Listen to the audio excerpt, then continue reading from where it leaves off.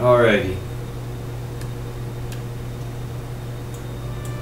I'm going to talk real quick about what I've been working on recently, very briefly. This is actually going to be a short video. Sort of God, I hope it's recording the music right now. I need to have like a chirp sound effect in game as a debug measure or something. Okay, it's recording, cool. See the audio levels. Anyway, I'm still working on OpenAL 3D positional audio. Finishing that up. You know, the fundamentals are done. Most of the implementation's actually done. Finishing that's actually not a problem. The interesting thing, though, is, you know, when you're debugging or when you're programming a game, you know, and debugging it,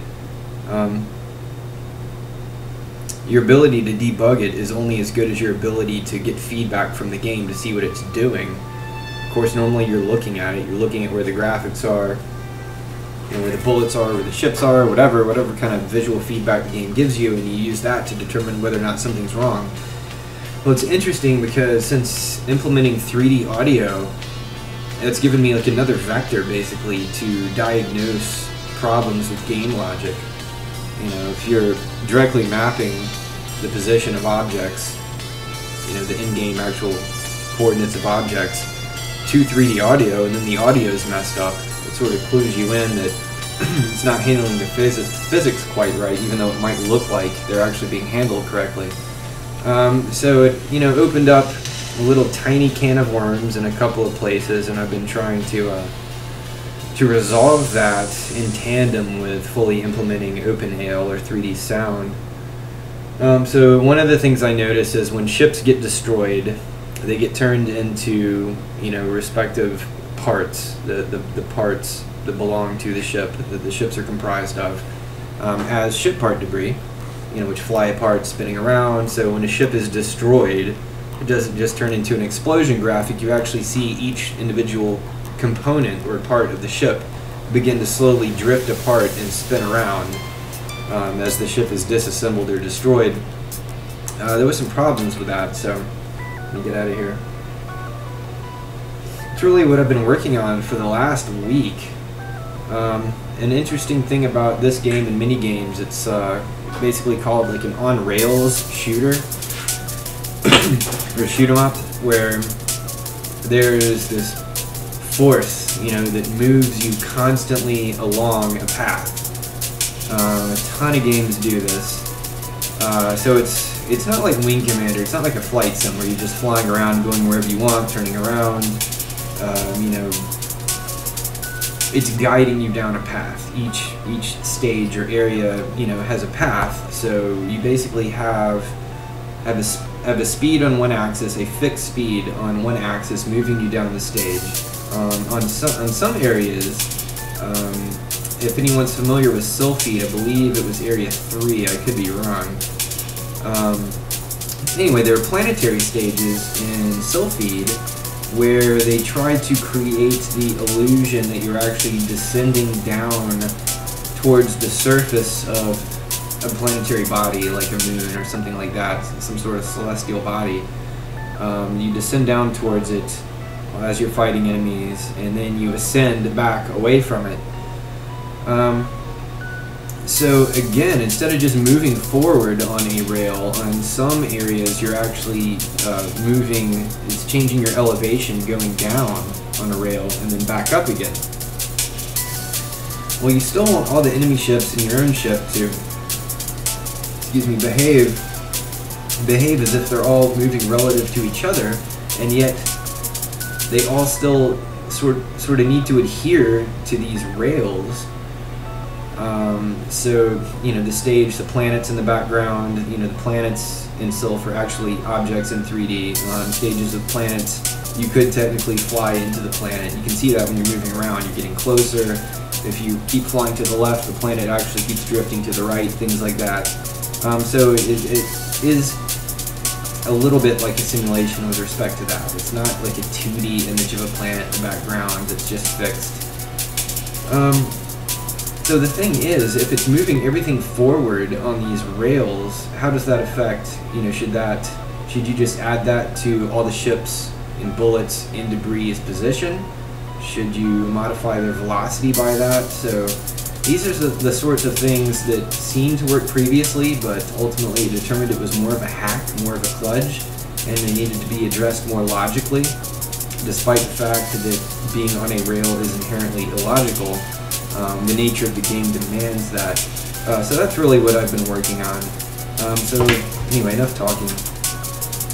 Let me show you best I can how that works. I'm going to go to area 3.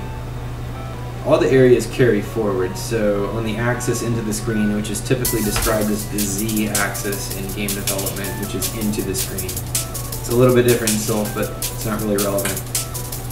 So of course you're always moving into the screen, but on area 3 here, which is the lunar base, or lunar stage, which is Earth's moon, you're descending down towards the moon, and then you ascend again away from it. So it's actually modifying a second axis and keeping you on a rail with respect to that. And really the key element here was bullets, the way bullets were handled when you were on rails at speed on the 2 axes. And also when a ship is destroyed, when it's converted into its parts or components, how those are also handled with respect to the rails system. So I'm going to put it in slow motion. I can hit F3 here as a debug mode, which I did just now. I hit F8. You know what? Normally it runs at 60. I thought I'd set debug to 30 for slow motion, but it's actually 15, which is actually good. You'll be able to see it in more detail. Anyway, if I go back here, you'll see. Here come the. I'm going to pause it real quick. Okay, you'll see in the debug information on the left. Well, if I can find it. Okay, where it says stage Z, velocity negative 0.39. It's actually a trigger that's transitioning a smooth change in Z velocity, and here Z is up and down. So yeah, it's different than a lot of games where Z is into the screen. In Sylph, for convenience, Y is actually into the screen, the Y-axis is into the screen, and the Z-axis is actually elevation or up and down. Anyway, so the Z velocity is how quickly you're ascending or descending vertically. So right now we're descending towards the surface of the moon. It's actually going to cap at -2. So you'll see that continue to change. Anyway, I'm going to fire in the ship and hopefully destroy it, and hopefully you can see the way the parts separate cleanly without being affected. And you'll probably just assume, you know, of course it works like this, it looks normal, but it was actually completely screwed up before. When the ship part debris was created after a ship was destroyed, it would not match up, it would not start where its parent ship was positioned. It would actually be offset by the Z velocity. So anyway, let's check it out. Got some shields, trying to break through them. Right here, got him. All right. Yeah, you can see there wasn't much separation, and right there he ejected, and I pulped him right in his ejector seat. Sorry. All is fair in love and war. Okay, so you can see it doesn't. When the ship part debris is created, it doesn't. It's created in place, basically, relative to the parent ship. I'll watch here. This guy in his ejector seat, so helpless. He actually will shoot me, but there we go. And again, the stage Z velocity is sped up to -1.0, 1.1. Lord. Alright. You can see how the ships cleanly break apart. Of course, this is in slow motion. This was a big problem before.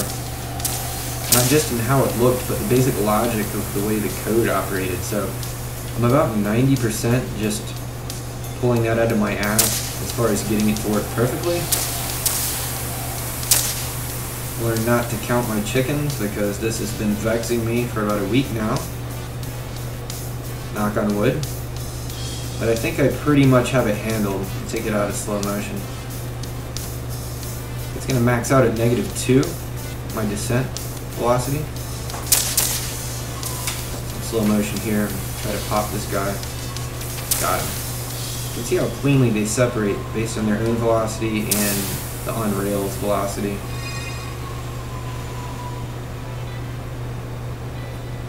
Great ship type 1 here. It's a little bit beefier, a little bit larger.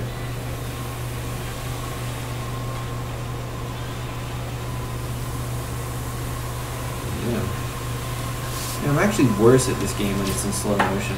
Let me create him again. I'm so used to playing it at full speed that it's hard for me to pull off shots successfully when it's in slow motion. Unbelievable. Okay, one more time. I gotta start shooting early to get this guy. There we go, now we'll see him pull apart. There. You can see how cleanly they come apart without any sort of anomalous separation that shouldn't be occurring. And that's really all I wanted to show. Hopefully the sound effects are coming through. I have my speakers muted because I'm not wearing headphones and I don't want to cause any sort of feedback.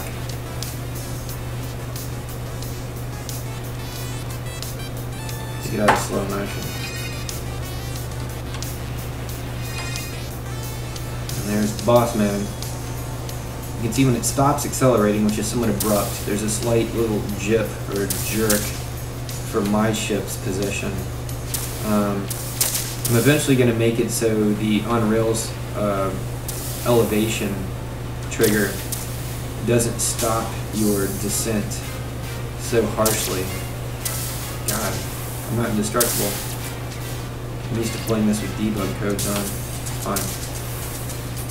But anyway, right now it stops your descent very harshly, which causes a slight jip, which is actually normal. It's not a bug. Ooh, I'm done. I'm done. That'll be fixed later. But anyway, I just wanted to show off my progress. You know, sometimes I think when people see that I'm not tweeting or my tweets seem superficial, you know, that they think I'm not actually getting work done. But I work on this near constantly. So I really just wanted to give an update. Just to show that progress is being made. I'm not running around in circles and that things are moving forward. And I apologize if it seems like sometimes work is getting done faster, you know, faster on the project than it actually is. But you know, when you're programming a game, it's not just about what you see, it's about the underlying core of the game, the engine, if you will. You know, that everything makes sense. You're not writing spaghetti code, you're not painting yourself into a corner. Things, you know, the actual engine itself needs to be solid. So a lot of the work I end up doing, especially when I implement new features like, you know, 3D positional audio like OpenAL, you know, it opens up a lot of things that I thought were working before that were mostly working, you know, but had a few rough edges that need to be polished. So I hope you guys enjoy this, and I hope to have some really cool stuff that actually is visually impressive to show you pretty soon. So anyway, peace out, enjoy, talk to you soon.